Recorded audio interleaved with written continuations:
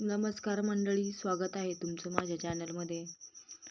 इथं दुपारची वेळ झालेली आहे आणि सडा सारवण अंगणामध्ये मी सारवून घेतलेला आहे मस्तपैकी आणि एकदम सुंदर वातावरण.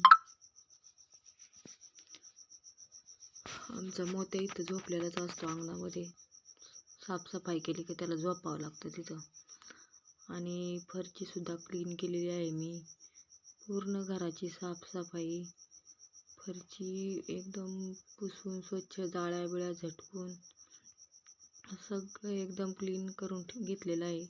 त्यानंतर आधी फरची क्लीन करून घेतली आणि त्यानंतर बाहेर अंगणामध्ये सारून घेतलेलं आहे. ही पडवीमधली फरची दळण पण करून ठेवलेलं आहे.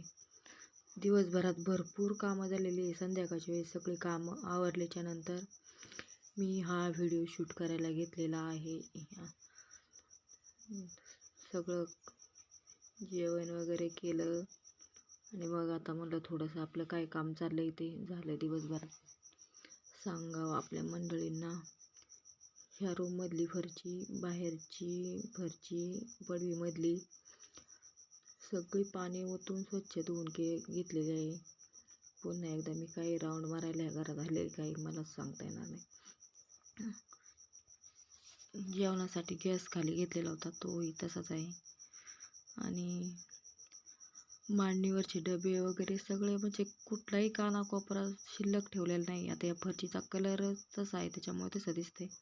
आणि क्लिनिंग झाली आणि संध्याकाळच्या पारी बदा बदा पाऊस आला आणि बाकी नाही काही, पण माझं जे सारून घेतलेलं होतं अंगणात ते पूर्णपणे वाहून गेलेलं आहे. पण काही हरकत नाही, आपल्याला पावसाची गरज आहे. आणि हे डायरेक्ट नंतरचा शूट घेतलेला आहे. आता आम्ही चाललेलो आहोत. तसं माझी आई होती ना काही दिवस इकडं माझ्याजवळ, आता तिला आम्ही घरी सोडण्यासाठी चाललेलो आहोत. तर आता इथून घरून पहिल्यांदा निघलो. हा आमचा कॅनेलचा परिसर.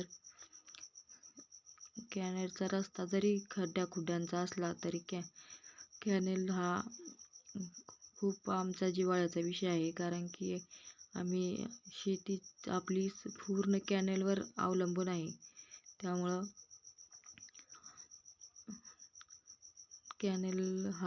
कॅनेलला पाणी आलेलं हा आनंदच वेगळा. अगदी आतुरतेने महिनाभर लोक आधीच कॅनेलला कधी पाणी येणार हे पाहत असतात. त्यामुळं आम्ही भाग्यवान आहोत की आमच्या जवळून कॅनेल गेलेला आहे. आणि आपल्या शेतकऱ्याला अडीअडचणीमध्ये उन्हाळ्यात जेव्हा पाणी कमी पडतं तेव्हा आपल्याला गरज भासते. आणि मग इथं आम्ही डोहगावमध्ये, आमचा हा डोहगावचा रस्ता आहे.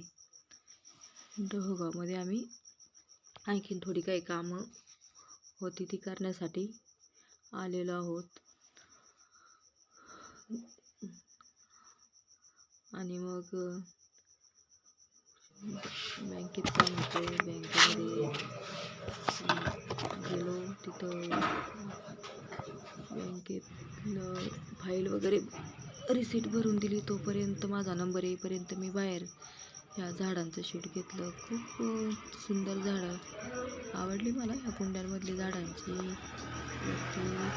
घरी आपण एवढी आवर्जून झाडं लावत नाहीत, म्हणजे शोची अशी बँकेच्या बाहेर लावलेली होती. तिथं त्यांचं शूट घेतलं. खूप छान असे म्हणजे कुंड्यांमध्ये लावलेली झाडं, शोची झाडं होती ही सगळी.